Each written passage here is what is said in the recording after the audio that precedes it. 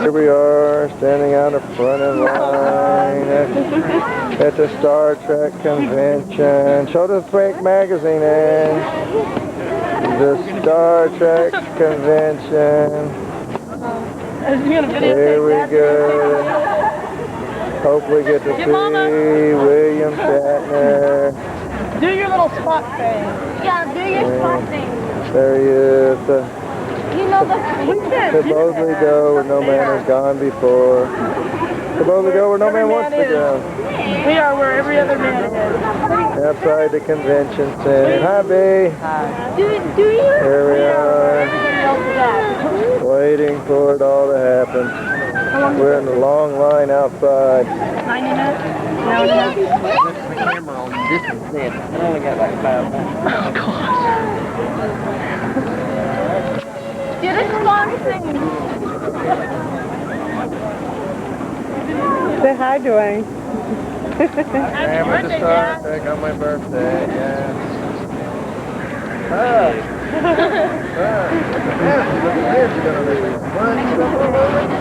Yeah, get a picture with him. Here we are Here we are at the Star Trek convention. Who are we waiting on? Captain Kirk. But we can't get his autograph because it costs $50. How much? 50 for an autograph. Man, that's kind of low budget, isn't it? What if he takes Visa? Yeah, you do MasterCard, probably get a little MasterCard and change on it.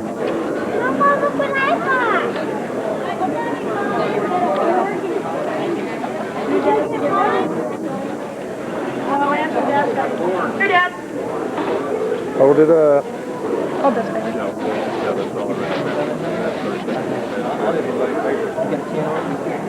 Star Trek shirt. Yeah, no.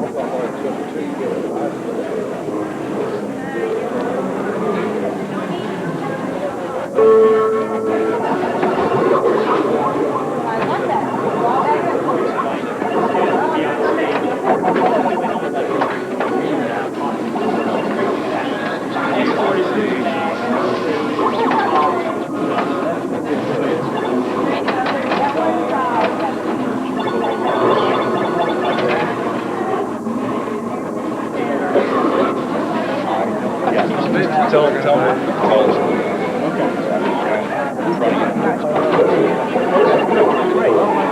Be shooting now. So I would like to have a vote. How many people want Captain Kirk to bite the dust? Okay, how many people do not want?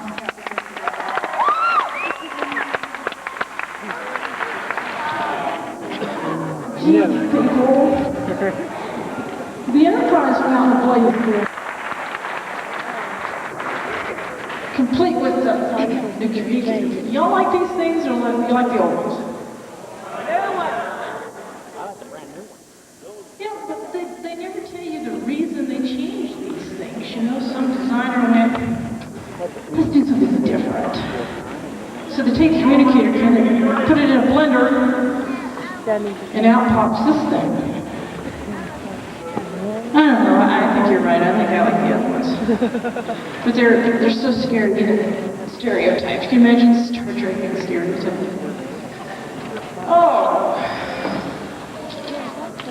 Would you like some door prizes? We'd like some door prizes. In there with them. Are you sure? Well, let's see if I can't get some assistance here. This is clay.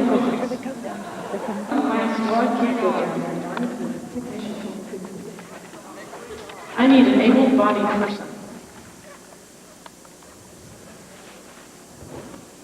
Are you sure? You're at a Star Trek convention watching people dress funny. You sure you have a sound mind? Let me see.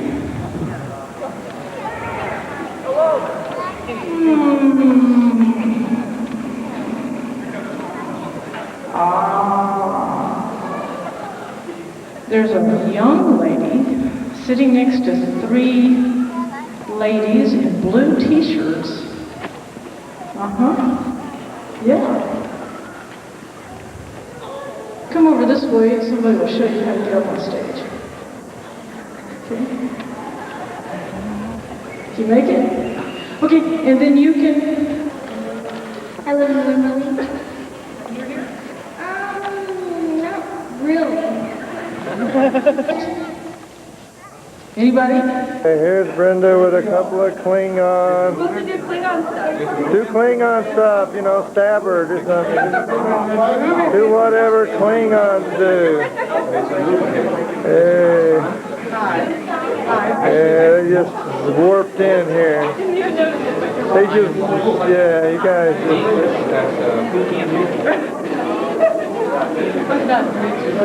It's real. We do a Star Trek making chairs or church. Yeah, for our anniversary we did. We don't have all the real stuff. Get one of our, you should get with Klingons. No, I don't do that.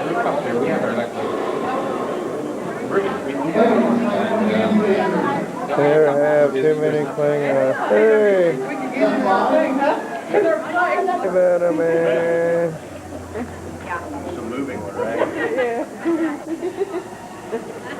You can talk and everything. Growl or whatever you do. Yeah, grunt or whatever it is. Are you ready?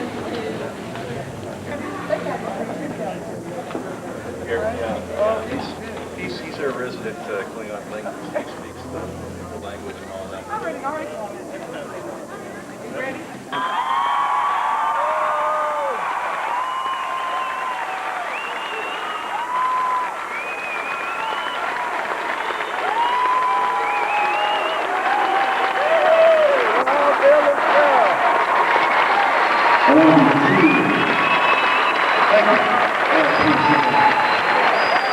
These are futuristic glasses.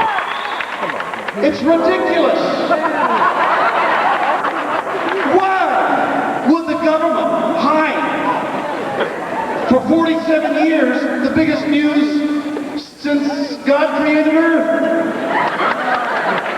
Scientists are setting up the SETI program. You know what that is? You know what the SETI program is?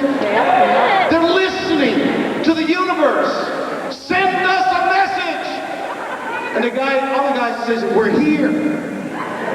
Stop listening. I've called already. I don't understand that. Anyway, you know what I'm going to tell you. I hope he's listening because I got a funny story to tell you. Nobody knows but you and me. Actually, you don't know it yet. I was riding a motorcycle in the desert in Palmdale, California. Before that, you're not from Palmdale, you're from San Antonio. If you think it's hot in San Antonio in summer, you ought to be in Palmdale in summer. It's hot. Broiling, how hot is it? You sweat until you dry out. That's how hot it is. So I'm riding my motorcycle. Now in Palmdale, during those years when I rode motorcycles in the desert, they used to have sightings, saucers in the desert, flying, tapping into the power lines. So these people said. So I would go out with my friends, riding in the desert, and I thought, I'm riding in the desert, where the saucers are. If I was a saucer, I wouldn't land in a Florida swamp and be visited by a couple of guys drinking beer. If I was a little green guy in a saucer, would visit with Captain Kirk.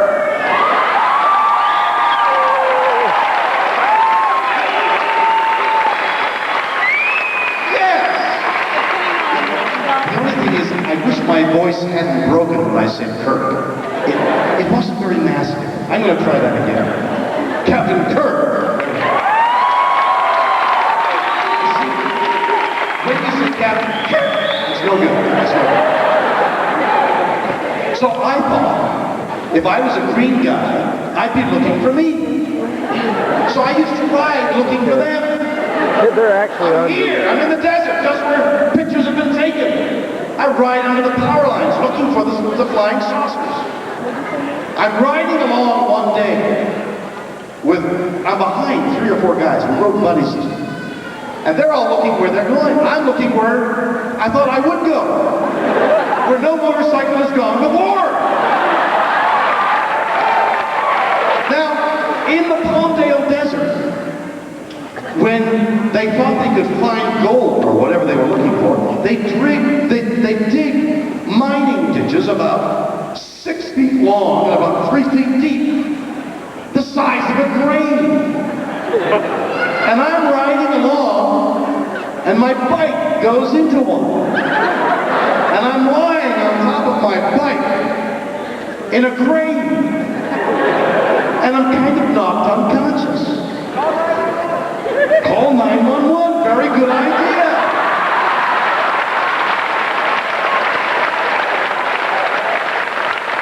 There was no phone there, stupid. Otherwise I would have called. Everybody knows you gotta call 911 in an emergency. So I'm lying there in the hot sun. It's 120 degrees in the desert. I've got my helmet on, I got my leathers on, I got everything on. My bike is in the grave. I don't know what to do. I don't know whether to get up and try and get my bike out of the grave with my leathers and my helmet on to avoid sunstroke, or to keep my leathers on and my helmet on and die of heat prostration. I don't know what to do. I get my bike and I push my bike along the desert, okay? And a couple of times I kind of blank out. And to this day, I don't know why I just didn't drop the darn bike on the desert and walk off. I thought somebody might steal it in the middle of the desert. I don't know. I was suffering from delusion, but I kept pushing this bike along. And finally, I got to a road, I drifted down the road, and I got to a guy, and the guy said, you have to lose wire, and I fixed the wire, and the bike took off, and I was all, okay? That's the beginning of the story. No, not yet. This goes on for an hour. Okay, so now I finished with that bike. A year or so later, I'm not going to mention any names, but the guy produced One Step Beyond. Remember that program? Strange show about people coming back from the dead. He calls me up. He says, Bill, One Step Beyond is canceled, but I want to do a celebrity One Step Beyond. Has anything strange ever happened to you? I said, John, I'll be right back. So I go down to his office, and I said, well, John, nothing strange in a metaphysical way has ever happened to me. He says, well, here's a letter of a woman who was going through a canyon, and she saw a plane accident, and then she had to stop traffic, and then she continued her journey, and then when she called about the plane accident, they said the plane accident never happened. Could that have happened to you, Bill? I said, no, John, that couldn't have happened. But I'll tell you what could have happened to me. A year ago, I was pushing my motorcycle along the desert. And I fainted a couple of times, I think, John. And John, I think I saw a strange motorcycle. And a man with like wing tips on his helmet. And I followed him, John. Is this a good story, John? He said, Bill, it's a great story. I said, well, then that's what happened to me. He said, we'll make that the pilot to the film. I said, great, it's a great story. I'll write the story. He said, that's fine, you can direct it. So I wrote the story of me following a mysterious bike, a strange person to another planet. I thought it was a great story. Now we film it. And we film in the desert, and we do the stunts and the falling and the thing. And then we do what is called the wraparounds. There was somebody, the host of this show, So I go to Rockwell International, where we shot the wraparounds. And there I met the host, who was an astronaut. And he said to me, well, I'm certainly glad to meet someone who met someone from another planet. I said, right. He said, because this is the truth, and we know they exist. And I'm glad to be part of telling the truth. I looked at him, I thought, oh my God, he thinks that I've told the truth. I made this whole story up. John knew it was a made-up story. He's told this guy it's the truth. He's an astronaut. What am I going to do? I never told him. He thinks to this day, I saw a man from outer space. It was reported in the newspapers that I saw somebody from outer space. I made a program about a guy from outer space. It never happened. You're going to say it's a cover-up. I tell you it never happened.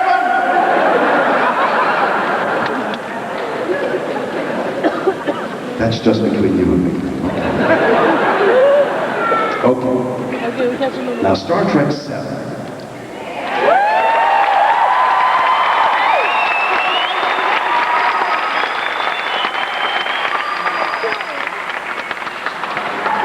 Star Trek 7 opens November 18th.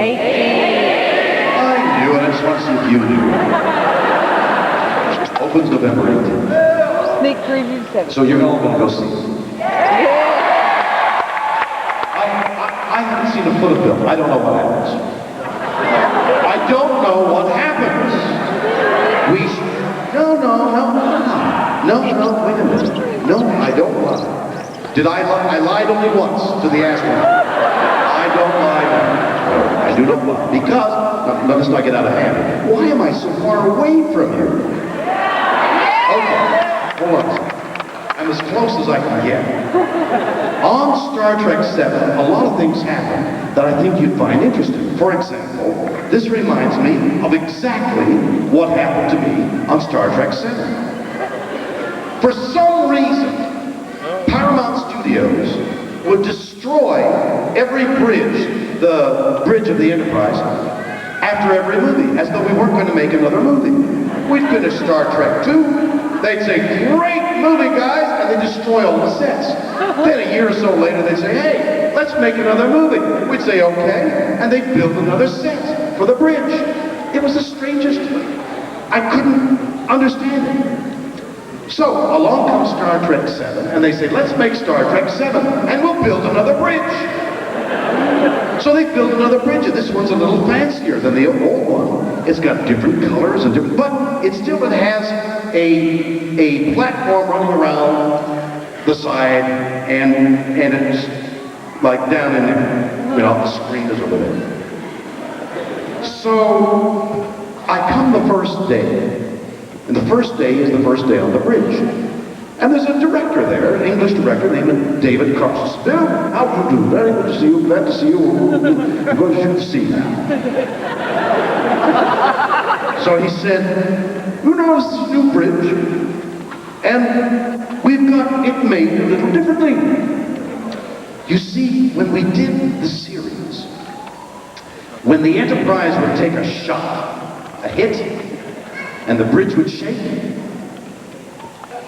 the cameraman, this is just between you and me, the cameraman would go, oh, and he'd shake the camera. And we'd all go, oh. And we called it the Star Trek Shuffle.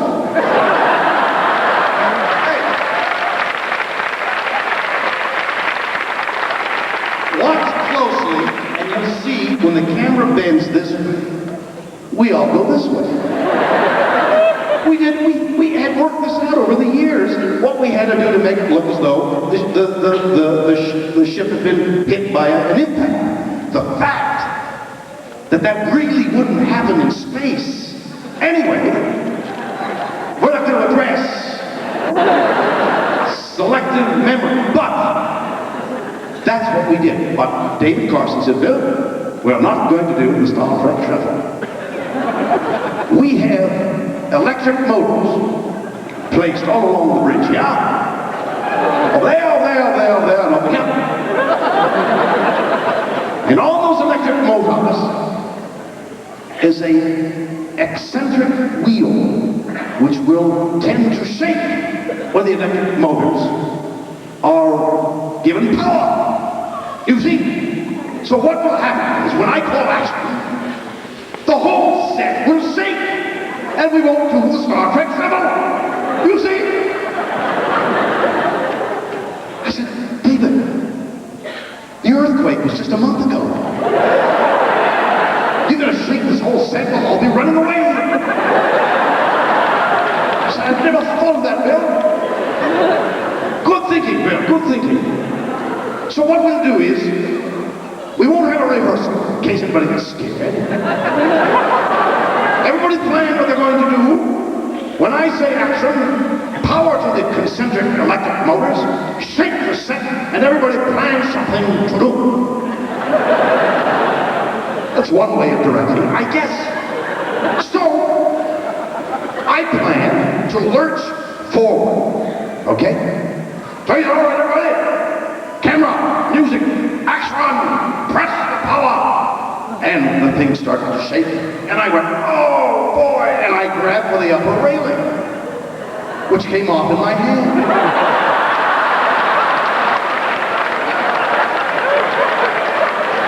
You think that's funny? I fell. This is about the distance from here to the floor, head first. I do not lie. But your captain is well trained, especially in falling.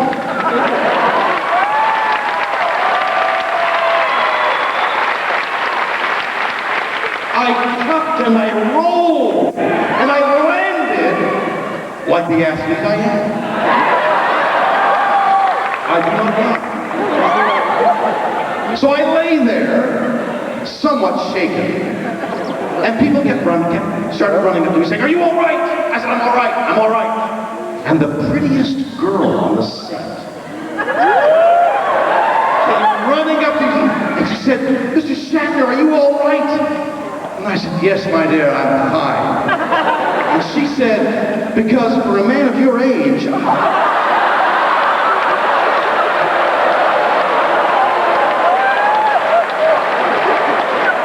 very bad. Very bad for the heart. The locations on Star Trek 7 were the worst I've ever seen on any film. For example, the first day on location was in Bakersfield, outside of Bakersfield, California. If you think it's hot in San Antonio, and if you think it's hotter in Palmdale or in Laredo, it's hotter in Bakersfield, California. So I arrived outside of Bakersfield, California. How hot was it? It was so hot that when you perspired, you could hear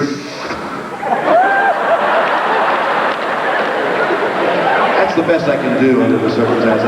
I'll think of a better answer in about an hour, and I'll write it, okay? It's one of those things, how hot was it? I have to come armed with how hot was it answers. So, I arrived that morning, and it's really very hot. Don't tell me how hot. And they said, all right, here is, I knew what the scene was. Here was the scene. The scene had been written originally to take place in an elevator, in which I said to the people in the elevator, boy, did I have a time last weekend. I went suborbiting the planet. I jumped out of the spaceship and I orbited the planet and I landed with my spacesuit and I landed in a parachute right on the spot where I wanted to be, and I was great. It was a terrific thing to orbit the planet twice, like skydiving, only I was orbit diving. So I said to the producer, why are we talking about it in an elevator? Why don't we do it? He said, what do I know? Let's do it. That's why we found ourselves in Baker Street. They hand me my costume. It was a wetsuit, zipped up to here, upon which were tiles of rubber, 2-3 inches square, 1/4 inch thick, laid all over the suit. On top of my head was a motorcycle helmet with rubber connected to the rubber. And then I had snow boots on. Then they put a parachute harness on me and a parachute. And they said, run uphill. From 6 in the morning to 6 at night with Walter Koenig and Jimmy Doohan standing there looking at me. I run up this hill playing this scene. Wow, you guys, you should have seen it. I got off of China, I circled the earth twice, I took out South America and I landed, and it was really hot, and boy, this suit is good. That's what the scene was. So hot. Wait a minute. The reason there's this distance between you and me is because you're dangerous. Now, hold on. So, we did this scene all day. Okay? Great scene for the opening of the film.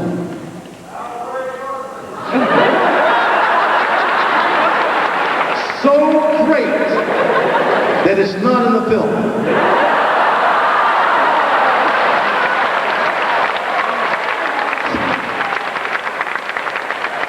I said, Rick, why did you cut the scene? He said, because the entrance on the bridge is much more important than the thing, and the whole day, it was so hot. The next day, we went up to Mount Whitney. It was just 14,000 feet. We went up to 9,000 feet. And there, Patrick Stewart as Captain Picard, and I playing my part. Did a scene, nice little scene, in the backyard of somebody's cabin, 9,000 feet up in the air. My action was to cut wood. I had an axe, lots of wood. Now, your captain can't chop wood, shh, be quiet. Your captain can't chop wood like this. Your captain has to chop wood like this. From 6 in the morning to 6 at night. I chopped wood at 9,000 feet. And Patrick Stewart sat there and talked.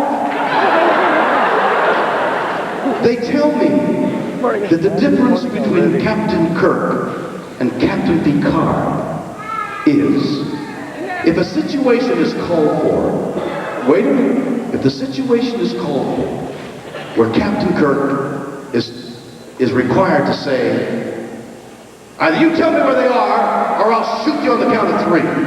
Here's what Captain Kirk would do. You tell me where they are, or I'll shoot you on the count of 3. Ready? 1, 2, bang!